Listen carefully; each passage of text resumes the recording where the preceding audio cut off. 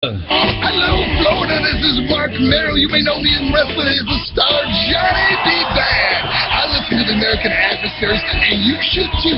Don't let me come and get you, because I'll kick your boot at with my tuna boot at. All right, you don't want that. All right, welcome back to the show, folks. What you do want is what you got here with the American Adversaries as we come to you live. Now, the Rays pregame show is going to kick in here in just a few minutes, but that doesn't mean we're going anywhere because we'll be here live until 7 o'clock. If you don't believe me, you can go to YouTube and see, because the Periscope is up and running thanks to Luke Paris. All right, and I'll be taking phone calls, too, in the next half hour, so if you want to join us, please do that. Real quickly, once again, John Stenberger, great interview. He broke some great news today on our show.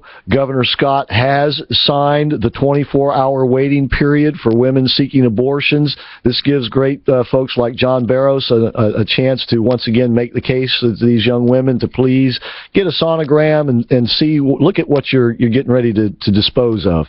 And just gives a woman an extra chance to think it over. And it never hurts, right, to think something over that big of a decision one more time maybe. And so that's great news, and congratulations to Jennifer Sullivan. She was the impetus behind that bill, and without her, I dare say it wouldn't have happened. So once again, big news broken today on the American Adversaries, and we only hope that Governor Scott will veto, because if he doesn't sign it, or if he does sign it, it will go into law. He has to physically veto this thing, this adoption bill. The adoption bill is an abortion. Let's just put it that way. So let's get him to veto that bill. Real quickly also, Tuesday, that's coming up this Tuesday at the Eastmont Civic Center. Wallace Brushweiler and Carl Jackson. Yeah, that Carl Jackson, our man. They're going to be speaking that night, so you'll want to go out and catch them at 7 p.m. at the Eastmont Civic Center, and once again, that will be free. I want to talk about Marco Rubio being the marked man. I don't have but a couple of minutes, though, left in this segment, so I'll have to carry this over into the next segment, so I certainly hope you'll follow me onto am660theanswer.com. Or hopefully you've already downloaded the free AM660 The Answer app into your smartphone or tablet or whatever kind of smart device you carry around, maybe one of them watches, I don't know.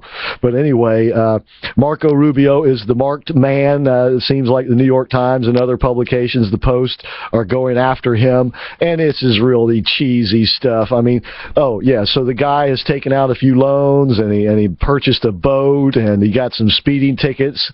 So where's the crime in that? I mean, what country did he get to give him, say, several $100,000, you know, so that he could influence something in the government? Where did that happen?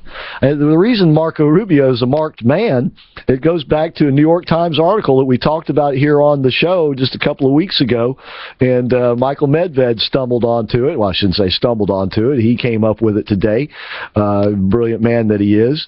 And Marco Rubio is the marked man because he's the one that the Democrats fear the most. Now, he may not be our favorite, but they are the ones that they think that he can steal their game from them, because he can elicit an emotional response from people.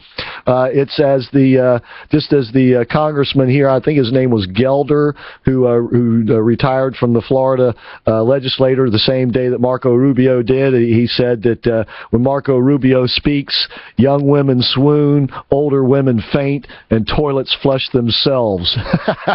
So if you are the target of the Democrats, it means you got the stuff, you got the juice, you got what it takes to get to the place. And so what they're telling us is they think Marco Rubio is the man. That's why he is the marked Marco man. All right, so please stay with us. We're getting ready to go into the next break. When we come back, we'll talk a little bit more about that. We're going to talk about more troops to Iraq. Surprise, surprise, what President Bush predicted is coming true. We're also going to talk about, well, a little bit about, what was it, Caitlin, whatever? Yeah, and you'll find out what he's up to or going to be up to. All right, so please stay with us. You are listening to the American Adversaries Drive Time Prime Time Show.